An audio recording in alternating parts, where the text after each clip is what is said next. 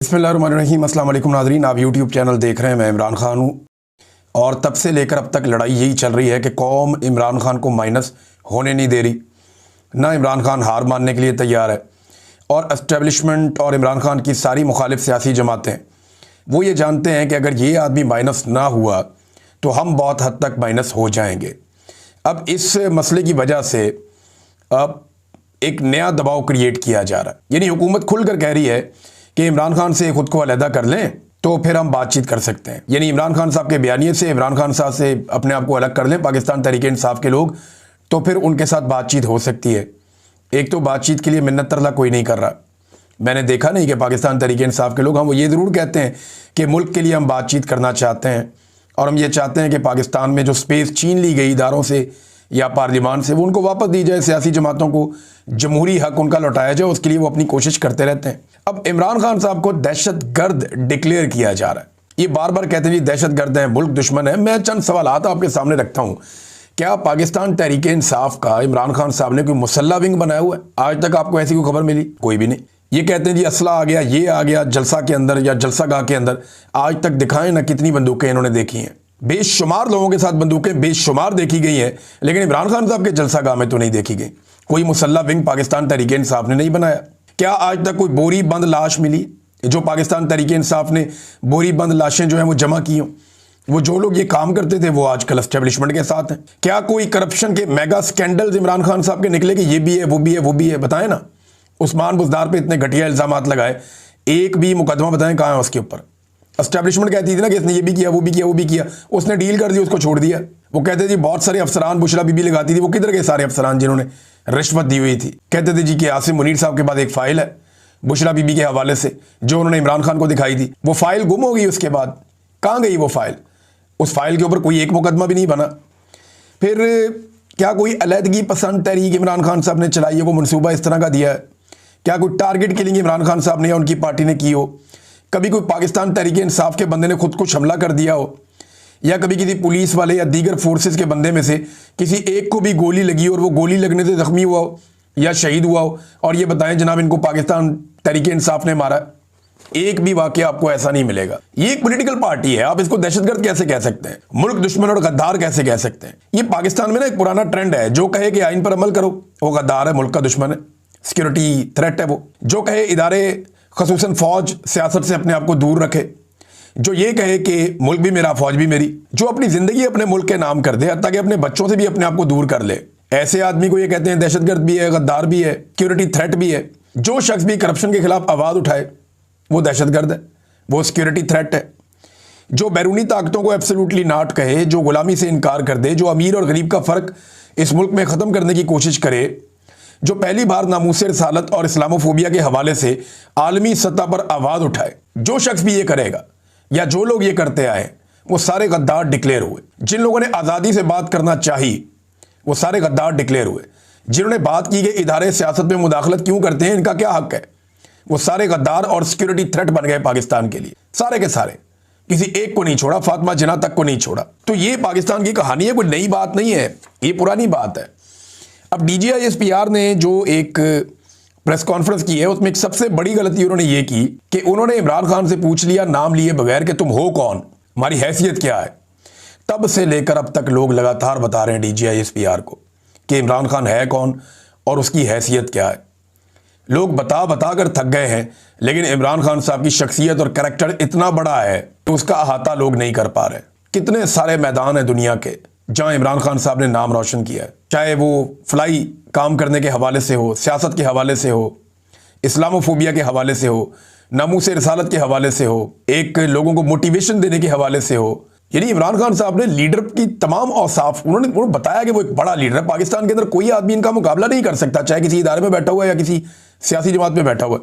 तो तब से लेकर अब तक लोग DGISPR को लगातार इतने दिनों से बता ही रहे हैं कि ये है इमरान खान, ये है इमरान खान, ये है इमरान खान, और सोशल मीडिया इससे भरा पड़ा। मैंने नादरीन एक सर्वे करवाया सोशल मीडिया पे, ये बड़ा इंपॉर्टेंट सर्वे है।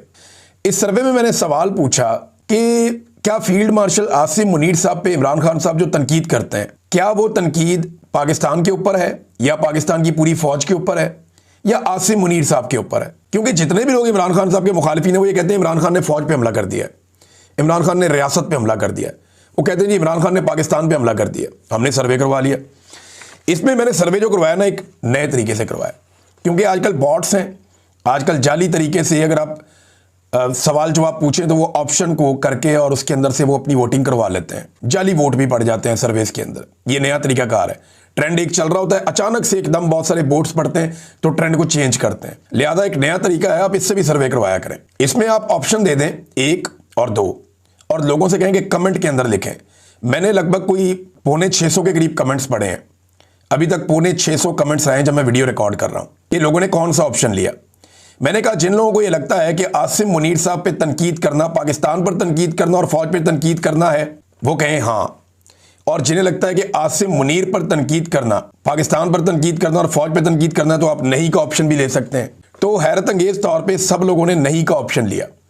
मुझे सिर्फ 3 लोग मिले हैं जिन्होंने हाँ का ऑप्शन लिया, यानी 1 को चूज किया। 3 लोग मिले हैं लगभग 600 लोगों में से। आधा फीसद बनता है, यानी आधा फीसद पाकिस्तानियों को यह लगता है इस सर्वे के मुताबिक कि इमरान खान साहब जो तनकीद करते हैं फील्ड मार्शल आसिम मुनीर पर, यह पाकिस्तान के खिलाफ है ये बात, या पाकिस्तान की फौज के खिलाफ है ये बात। भाई ये तो फौज के हक में है कि फौज का सियासत के लिए इस्तेमाल बंद किया जाए। इमरान खान साहब ये कहते हैं आसिम मुनीर साहब को, ये तो फौज के हक में, खिलाफ कैसे हो गया? तो पाकिस्तानी भी यही सोचते हैं। 99.5% पाकिस्तानियों ने कहा कि नहीं, ये सिर्फ आर्मी चीफ पे तनकीद इमरान खान कर रहे हैं, उनकी गलत पॉलिसियों पे तनकीद कर रहे हैं। इस तनकीद का कोई पाकिस्तान के ऊपर असर नहीं है, ये रियासत के खिलाफ नहीं है, ये कोई फौज के खिलाफ साजिश नहीं है। अब 3 लोग कौन है जिन्होंने उल्टा वोट डाल दिया, जिन्होंने कहा नहीं ये फील्ड मार्शल पे तनकीद, पाकिस्तान पे तनकीद है? इनमें एक मोहम्मद उबैद सरफराज है, इनके टोटल 23 फॉलोअर्स हैं। 2022 में इन्होंने अकाउंट बनाया था। और एक इमरान सादिक साहब हैं, इनके 112 फॉलोअर्स हैं। 2014 में इन्होंने अकाउंट बनाया था। एक अर्तुगरुल बे साहब है, इनका ये कोई फेक अकाउंट है, 172 इनके फॉलोअर्स हैं और 2023 में इन्होंने अकाउंट बनाया था। बस इन लोगों ने किया। और किसी साबिर भाई ने एक बड़ा जबरदस्त सर्वे करवाया, साबिर शाकिर साहब ने सवाल पूछा कि आपके ख्याल में DGISPR किसके तर्जुमान है? ये DGISPR साहब को इसके बारे में सोचना चाहिए, क्योंकि इदारे के अंदर भी जो हमें इतला मिली है वो ये है कि बड़ा सख्त रिएक्शन है और बहुत सारे लोग सर पकड़ के बैठे हुए कि DGISPR ने किया क्या, इदारे के ऊपर इतना बड़ा खुदकुश हमला कर दिया। पूरे इदारे की जो एक इमेज है जिसको बड़ी मुश्किल से इदारा संभालता है, अव्वल तो वो इमेज जब इन्होंने जो हरकतें की हैं उसकी वजह से पूरे इदारे की खराब हुई है। ये वाली प्रेस कॉन्फ्रेंस ने तो एक सोने पे सुहागा वाला काम कर दिया, यानी सारा ही काम खराब कर दिया पकड़ के। तो सवाल पूछा साबिर शाकिर भाई ने कि DGISPR किसकी तर्जुमानी करते हैं? ऑप्शन दिए थे फौज की, दूसरा ऑप्शन दिया था आसिम मुनीर की, तीसरा ऑप्शन दिया था आले शरीफ की। तो जनाब सिर्फ 6% पाकिस्तानियों को लगता है कि DGISPR फौज की तर्जुमानी करते हैं। अब ये DGISPR साहब को सोचना चाहिए कि 94% पाकिस्तानियों को लगता है कि वो तर्जुमानी कर रहे हैं आसिम मुनीर साहब की और शरीफ खानदान की। 65% कहते हैं आसिम मुनीर साहब की और 29% कहते हैं आले शरीफ की। तो फौज की तर्जुमानी कर रहे हैं, हालांकि उनकी ड्यूटी फौज की तर्जुमानी करना है। तर्जुमान पाक फौज का उनका ओहदा है DGISPR का।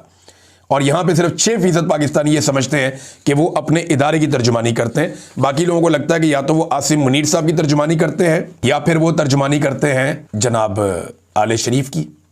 अब नाजरीन, फैसल वाटा साहब और 1-2 लोग ही बचे हैं जो धमकियां लगाने का काम कर रहे हैं DGISPR के बाद। बहुत सारे लोग इसको ओन तो कर रहे हैं। फैसल वाटा ने बड़े अजीब तरीके से टीवी पे बैठ के तो गंद मारना शुरू कर दिया। और जी शेख वकास अकरम को हम कहेंगे टॉमी बाहर आओ, वो टॉमी बाहर आ जाएगा। फिर उनका एक छोटा टॉमी है जो MNA है, उसे भी कहेंगे टॉमी बाहर आओ, वो भी बाहर आ जाएगा। फिर एक सेनेटर है खुर्रम निशान, वो अब दहशतगर्द है, उसके साथ वो करेंगे जो दहशतगर्दों के साथ होता है। अंदाजा करें आप, रगड़ के रख देंगे, ये कर देंगे, वो कर देंगे। फैसल वाटा की धमकियां ही खत्म नहीं हो रही, मैं हैरान हो रहा हूं, धमकियां ही खत्म नहीं हो रही। और फिर जवाब तो आना था। सेनेटर खुर्रम निशान साहब का जवाब है, उन्होंने कहा वाटा मेरे बेटे कभी मिलो, मैं तुम्हें बताता हूं कि मैं कौन हूं और तुम्हारी औकात क्या है।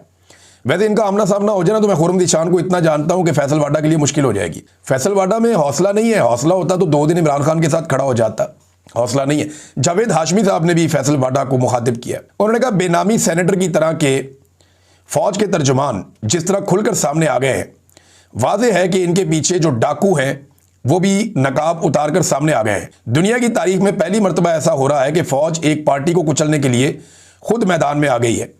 आप अपना ये शौक भी पूरा करके देख लें।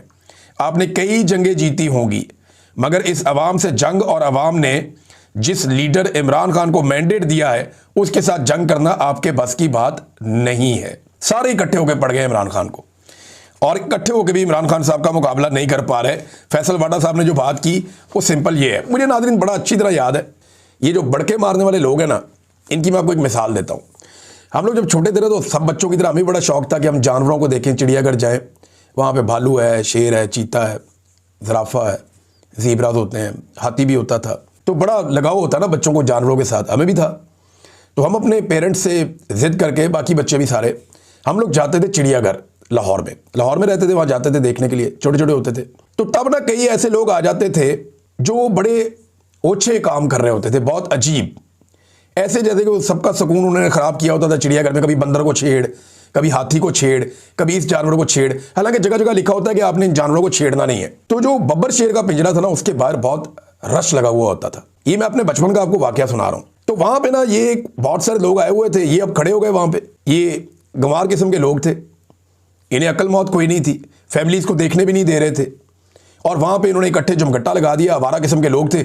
शेर को कोई मुंह चढ़ा रहा है, कोई उसे आवाज निकाल रहा है, कोई कुछ कर रहा है, कोई कुछ कर रहा है। ये मेरा अपने आंखों देखा वाकया है। मैं छोटा सा था, मैंने देखा कि शेर काफी देर तक ना वहां बैठा रहा, लेटा रहा। ये उसको कभी मुंह चढ़ाए, कभी आवाज निकाले, कभी कुछ करे। एक लड़का तो ऐसा बदतमीज था, वो छलांग मार के अंदर जाकर उसको हाथ लगा के पिंजरे को वापस आ गया। डबल पिंजरा है ना, और वो बड़ी अजीब अजीब हरकतें कर रहे थे। एक बंदे ने पानी मुंह में डाल के उसने कुर्ली भी की। तो हम ये सोच रहे थे किसी को शिकायत लगाए, ये क्या हरकतें कर रहे हैं, छोटे छोटे होते थे हम। इतने में मैंने देखा कि शेर उठा और वो दौड़ता हुआ एकदम पिंजरे की तरफ आया, और इन लोगों की मैंने दौड़ें देखी। ये जितने लोग शेर को छेड़ रहे थे ना, इनको मैंने उल्टे कदम पीछे की तरफ भागते हुए देखा। हालांकि सबको पता था वो पिंजरे में बंद है, सबको पता था कि वो जंगले के अंदर उसको कैद किया हुआ है, सबको पता था कि वो बाहर नहीं निकल सकता इस जेल में से। यही हाल आज इमरान खान का है। उसको जेल में डाल के ना बड़े बड़े लोग बड़के मारते हैं। कोई इधर छलांग मारता है, कोई इधर छलांग मारता है, कोई उसके ऊपर कीचड़ उछालता है, कोई उसकी बीवी के ऊपर कीचड़ उछालता है, कोई उसकी बहन के बाल पकड़ के खींचता है, कोई उसे ओए तोए करता है, कोई उसे गाली देता है, कोई उसे ज़हनी मरीज कहता है, कोई उससे बदतमीजी करता है। तो ये सारे लोगों की औकात बिल्कुल वैसी है जैसी वो पिंजरे के बाहर खड़े हुए लोगों की थी। और शेर बैठा हुआ इन्हें देख रहा है, वो अंदर से एक धाड़ मारता है और इनकी दौड़ें लग जाती हैं। एक धाड़ मारता है अंदर से, वो इनकी दौड़ें लग जाती हैं। फर्ज करें अगर वो शेर बाहर आ गया तो इनके साथ क्या होगा। ये चिड़ियाघर तो क्या, लाहौर की बाउंड्री से बाहर निकल जाएंगे। मैं उसकी मिसाल दे रहा हूं। तो नादरीन, ये मैंने जो वाकया देखा, मुझे ये सिमिलैरिटी नजर आ रही है। इमरान खान को भी पिंजरे में बंद किए हुए एक शेर की तरह आप ले सकते हैं, जिसको बाहर खड़े हुए आवारा किस्म के लोग, जिनकी अपनी कोई औकात और हैसियत नहीं है और कोई उनके अंदर दिल गुर्दा नहीं है, वो उसको छेड़ रहे हैं। और जिस वक्त वो उठता है, जरा सा धाड़ता है, इनकी दौड़ें लगती हैं। और अगर कहीं वो बाहर आ गया इस पिंजरे से, तो इन सबको पता है कि इनका मुस्तकबिल क्या होगा। और ये जो बाकी सियासी जमातें हैं ना, ये जो आज मजे ले रही हैं, ये कल को पछताएंगी। जिस तरह इमरान खान साहब अपनी जिंदगी में अपनी चंद गलतियों पर पछताते रहे ना, इस तरह ये लोग बहुत पछताएंगे, बल्कि इनको पछताने का मौका भी नहीं मिलेगा। वजह यह है कि इमरान खान साहब ने तो कैलकुलेटेड मिस्टेक्स की थी, इन्होंने तो तबाहियां ही फेर दी, इन्होंने तो सारी लिमिट्स ही क्रॉस कर दी, और इस लेवल की लिमिट्स क्रॉस की हैं कि इनके पास कल को कोई जस्टिफिकेशन रहेगी भी नहीं। अब कल मंगल है, आज मंडे है, कल मंगल का दिन है, दोबारा इमरान खान साहब की बहनों की मुलाकात का दिन है। पिछली मरतबा बहुत बड़ी तादाद में लोग गए थे मुलाकात करवाने के लिए, खासतौर पे पंजाब से बहुत बड़ी तादाद में लोग निकले थे। अब टाउट्स धमकियां लगा रहे हैं पहले से ही कि मुलाकात नहीं होनी इमरान खान की, हम करवाने ही नहीं देंगे मुलाकात। और ऑब्वियस है, जिस तरह का स्टेटमेंट इमरान खान साहब ने दिया, उसके बाद मुलाकात होना थोड़ा मुश्किल है। लेकिन पेशावर का जलसा बड़ा कामयाब हुआ। अब इमरान खान साहब सबसे पहले तो पेशावर के जलसे का जिक्र करेंगे, और फिर वो जिक्र करेंगे आसिम मुनीर साहब को मिलने वाले इस्तिस्ना पे, और दोबारा जो उनकी तैनाती है इस मामले के ऊपर भी। लिहाजा कोशिश शायद की जाए कि इमरान खान साहब की बहनों को ना मिलने दिया जाए। अब डिपेंड करता है कि कारकुन कितना दबाव बढ़ा सकते हैं या बना सकते हैं। ये फैसल वाडा ने और बाकी लोगों ने जो टाउट्स हैं, इन्होंने दावा किया कि बहुत दूर यहाँ जेल से रोक दिया जाएगा, नहीं जाने दिया जाएगा जेल की जानिब। और ये भी कहा गया कि इमरान खान साहब की बहनों को गिरफ्तार भी किया जा सकता है। तो देखते हैं कि कल मंगल वाले दिन क्या होता है। बहरहाल इमरान खान की बहनें कह रही हैं कि हम तो ज़रूर जाएंगे, किसी सूरत हम नहीं रुकने के, हम पहुंचेंगे। और नाज़रीन, एक और चीज़, ये जो सुहेल अफरीदी का जलसा चल रहा था ना पाकिस्तान तहरीक इंसाफ का या तहरीक तहफ़्फ़ुज़ आईन पाकिस्तान का पेशावर में, सिर्फ एक ट्विटर अकाउंट के ऊपर, सिर्फ एक अकाउंट की बात कर रहा हूँ, सिर्फ एक अकाउंट पे 80,000 लोग उसको देख रहे थे लाइव। एक अकाउंट पे 80,000 लोग उस जलसे को लाइव देख रहे थे, टिकटॉक पे अलग चल रहे थे, ट्विटर के ऊपर दीगर अकाउंट्स के ऊपर अलग चल रहे थे, फेसबुक के ऊपर लाइव अलग चल रहा था, यूट्यूब के ऊपर कई चैनल्स पे लाइव अलग चल रहा था। यानी अलग अलग प्लेटफॉर्म्स के ऊपर यह चल रहा था पाकिस्तान तहरीक इंसाफ का जलसा। सिर्फ एक प्लेटफॉर्म पे 80,000 लोग देख रहे थे। अभी अशर बाजवा साहब हैं या कुछ और दोस्त हैं, वो जब डाटा इकट्ठा करेंगे पता चलेगा कितने मिलियन लोग देख रहे थे, लेकिन 80,000 सिर्फ एक प्लेटफॉर्म पे। अब आप अंदाजा करें कि DGISPR की जब लाइव प्रेस कॉन्फ्रेंस चल रही थी, जब पाकिस्तान के सारे जर्नलिस्ट बुलाए गए थे, उसे चंद 100 लोग देख रहे थे, सिर्फ चंद 100 लोग। इतना बड़ा फर्क है। वो उन्होंने पूछा ना कि इमरान खान तुम्हारी हैसियत क्या है, तुम हो कौन? ये हैसियत है कि वो जेल में बैठा है और सिर्फ उसके नाम के ऊपर एक जलसा हो रहा है, और उसके नाम के ऊपर जलसा हो रहा है, उसका एक जूनियर लीडर वहां पे वजीर आला के तौर पे खड़ा है, और सिर्फ एक अकाउंट पे 80,000 लोग देख रहे हैं। और आपको सारे अकाउंटों पर मिलाकर 10,000 लोग नहीं देख पाए। सारे अकाउंटों पर मिलाकर चंद 100 चंद हजार लोग होंगे मैक्सिमम, सारे मिलाकर। तो आप कैसे पूछ सकते हैं उससे कि तुम्हारी हैसियत क्या है? वो रोजाना अपनी हैसियत साबित करता है। दो सहाफ़ी हैं नादरीन, अहमद नूरानी साहब और जमील फारूकी साहब, और एक पॉलिटिकल फिगर है सेमाबिया ताहिर साहबा। इनके ऊपर नादरीन सोशल मीडिया पे मुबैना तौर पे पाक फौज के खिलाफ प्रोपेगेंडा करने पर अलग-अलग मुकदमात में इनको इश्तिहारी करार दे दिया गया। इंतहाई अफसोसनाक हरकत है। अहमद नूरानी साहब तो चले पाकिस्तान में नहीं है, उनके ऊपर मुकदमा दर्ज कर दिया। जिस मुल्क में वो हैं वहां चले जाएं और जाकर उस खबर की बुनियाद के ऊपर वहां पे मुकदमा करें, आपको पता चल जाएगा। अगर उनके पास सबूत है तो वो वहां पे देंगे, वहां जाकर केस करें ना, जहां पे वो मौजूद हैं। पाकिस्तान के अंदर आप कैसे केस कर सकते हैं? दूसरा, जो सेमाबिया ताहिर साहबा है वो तो पाकिस्तान में मौजूद हैं, जो जमील फारूकी साहब हैं वो भी पाकिस्तान में हैं। उनको बारों बार इश्तिहारी कर दी है, भाई उन्हें नोटिस करें, उन्हें बुलवाएं, वो अदालत में आकर खड़े होकर जवाब देंगे। उन्हें मौका ही नहीं दिया जवाब देने का। इस किस्म की पाकिस्तान के अंदर 2 नंबरी और फ्रॉड हो रहा है। नादरीन, मैंने आपको बताया था ब्रिगेडियर मोहम्मद अहमद साहब 97 ईयर्स के हैं, ये फर्स्ट PMA लॉन्ग कोर्स के हैं।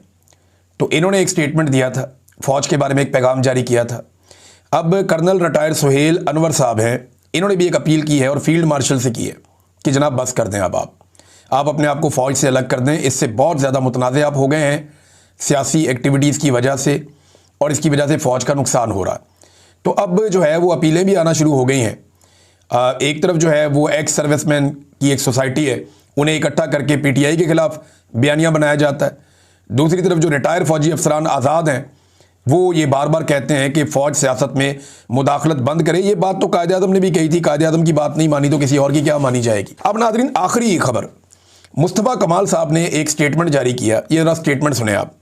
वो कह रहे हैं शुक्र करें फ़ौज सिर्फ प्रेस कॉन्फ्रेंस करके जवाब दे रही है, वरना इससे बहुत कम गुनाह पर माएँ अपने बच्चों को ढूंढती रही हैं। यानी फ़ौज के ऊपर इतना संगीन इल्ज़ाम कि यानी कोई कुछ करता भी नहीं और उनके बच्चे गायब कर दिए जाते हैं और माएँ फिर अपने बच्चे ढूंढती हैं। वो कह रहे हैं शुक्र करें कि फ़ौज सिर्फ प्रेस कॉन्फ्रेंस कर रही है, वरना वो जबरी तौर पे लापता भी कर सकती है। ये क्लैरिटी है ना कि माएँ अपने बच्चे ढूंढती रही हैं, या तो जबरी तौर पे लापता कर देंगे या मार के लाश छुपा देंगे। तो फ़ौज के ऊपर इतना घिनौना और घटिया इल्ज़ाम किसने लगाया? मुस्तफ़ा कमाल ने लगाया। कमाल नहीं कर दिया। अच्छा, वो अगर अपनी तरफ इशारा कर रहे हैं तो मैं आपको ये बताऊं कि बोरीबंद लाशें, ये भत्ताखोरी, ये जग्गा टैक्स, ये अगवा बराए तावान और चाइना कटिंग, ये वाकई बहुत छोटे छोटे जराइम थे। इंसाफ मांगना, रूल ऑफ लॉ मांगना, मैंडेट का एहतराम मांगना, आज़ाद अदलिया मांगना, आइन का एहतराम मांगना, ये बड़े जराइम है मेरे ख्याल में।